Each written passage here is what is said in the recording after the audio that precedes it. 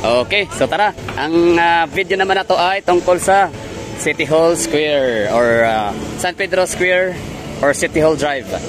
Kumbaga, titignan na ho natin kung interest si Kuya. Ano yun? Pwede na pala? Okay.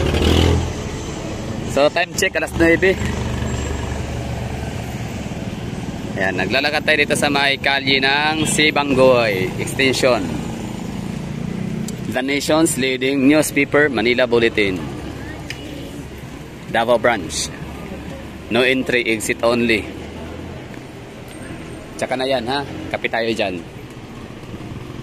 Ngayon dito muna tayo sa San Pedro Square. Tingnan natin kasi meron nga ditong yung free rides.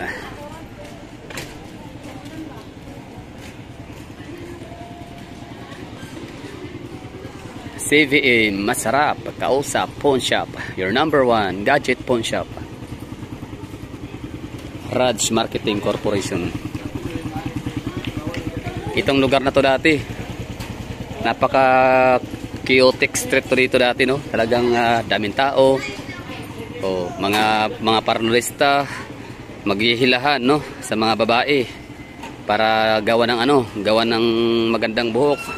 Tapos yung mga nasa nasa mga Photoshop, ano pa tawag dyan, mga Kodakir, yan, mga Rush ID, hihilahin ka, lalo kung may dala kang naka-polo shirt ka, tapos meron kang dalang mga document folders or document envelopes, yan, matik na yan, no?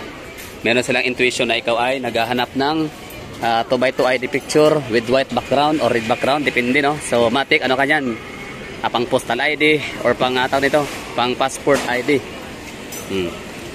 So isa to sa napaka-chaotic na daan dati, nakalye dito sa malapit sa City Hall. So ngayon nabago na, no, kasi nga ang mga magpapagawa ng buhok doon na diretso sa mall. Ang iba naman ay home service dahil nga sa online, di ba? Ang daming binago ng ng social media, ang daming binago ng technology. So wala na masyadong mga maniniyot, mga literalista, mga Kodakir. Kasi halos lahat meron ng mga Android phone, iPhone, di ba? Apple. So yun na yung gagamitin nila pang picture sa sarili. Mas maganda pa, mabilis. Okay, welcome to San Pedro Street. So ito na yun, no? Heart of the city. Heart of the city, dyan talaga nagsisimula ang ibig ko sabihin heart of the city. So kung saan located yung City Hall. Tama ba? Pero paano na mangyari? Paano na yung Panabo City? Hindi na yung kailang City Hall ay nasa Barangay GP Laurel ba yun? Basta malayo, away from downtown area. So yun pa rin ba tawag doon, heart of the city? So Cotabato City, heart of the city, parang hindi na rin siya matawag na heart of the city yung kailang dating City Hall, di ba? Kasi nilipat na nga doon sa may People's Palace. Ito na yun, heart of the city sa Davao City, literal, kasi City Hall. Tapos mula sa City Hall, di ba, may mga nag-i-issue, may mga hindi man nag-aaway-away, pero may mga nagdidiskusyonan, healthy discussion or healthy conversation lang naman sa comment box tungkol sa bakit na tinatawag na South. Queen City of the South, King City of the South, first ever in the South, parang ganon. So bakit laging ginagamit na South ang Visayas and Mindanao? Bakit na hindi pwede sabihin na North na lang ang Manila, tapos central ang Visayas or Central? Kasi kung sa mapa, geographically, nasa gitna talaga ng mapa ang Visayas. Tapos ang Davao, Mindanao, yun dapat tatawagin na southern part of the Philippines, no? At northern part of the Philippines, yun na yung Luzon. Tapos sa center part of the Philippines is yun na yung Visayas. So ngayon may nagsabi naman doon, may sumagot na kaya naman tinatawag na bakit tinawag na South ang Visayas and Mindanao? Kasi nga magsisimula ang basis or ang baseline ay ang City of Manila or Manila City or National Capital Region. So kung saan sila nagsimula, yun na yung tatawaging starting point, baseline. Yan ang pinaka center point, no? Kumbaga doon magsisimula, pinaka focal point, no? So kapag nasa unahan pa ni NCR, so northern part of Luzon na yan. Central Luzon, northern part of Luzon, no? Central Luzon, yun yung mga Pampanga, Nueva Ecija, tama ba? Bulacan, Tarlac, ano pa matawag dyan sa mga rehiyon na yan o mga probinsya. Tapos pa sila ng mga southern part of Philippines. So, di ba, meron tayong tinatawag na South Luzon, di ba? Pag sinabing southern part of Luzon or South Luzon, yun na yung Calabarzon. Calabar is, actually, hindi pala ang Cavite, hindi siya banding, hindi siya parting south, no? So, pag sinabing southern part of Luzon, yun na yun, Quezon Province, Laguna, pwede, Laguna, yun na, East Lakes, no? Laguna, Quezon Province, and the Bicol region. South Luzon. North Luzon naman, yun na yun, papuntang mga Cagayan Valley, Macar, mga ganon, Cordillera region. Tapos kapag ka naman sinabing southern part of the Philippines, so yan na yung Visayas and Mindanao. So dito nagsisimula ang area naman sa Davao, heart of the city. So yung kilometer naman, no? So papunta nga kilometer to the west, kilometer to the east, kilometer to the north or south, kung ano man tawag dyan. For example, Panakan Public Market. So ano yan kilometer 13, kilometer 15, gano'n, no? So kapag ka doon sa may tipo, corner intersection sa may Diversion Road, tama ba Diversion Road? Tama. CP Garcia, no? Diversion Road, tipo sa may DPWH. So ano yung kilometer 14? Tama, sa kilometer 14. Bakit meron tinatawag na sa 11, sa G, sa 11, sa 12, sa 13, di ba? Kasi yan yung per kilometer.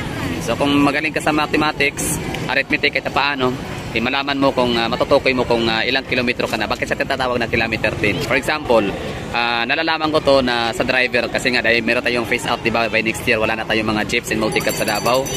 Wala na tayong kasi mag-ano na tayo, high HPBS or high priority bus system.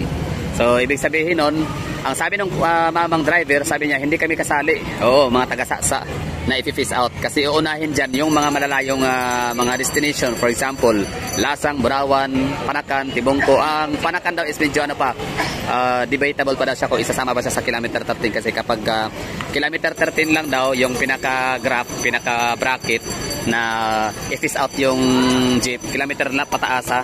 Oh. Pag nasa kilometer 13 ka, so ibig sabihin hindi ka pa pwede ma-phase out. So ano ba yung mga pasok sa kilometer 13? So ibig sabihin na business from Davao City. For example, El Rio, Bahaca Road. Diba? So hindi yan siguro lalagpas sa kilometer 13 ang distance away from the City Hall. Kaya hindi sila ma-phase out. Ganon din ang mga taga Matina Crossing. Hindi sila ma-phase out hanggang sa kilometer 13 naman sa Sasa.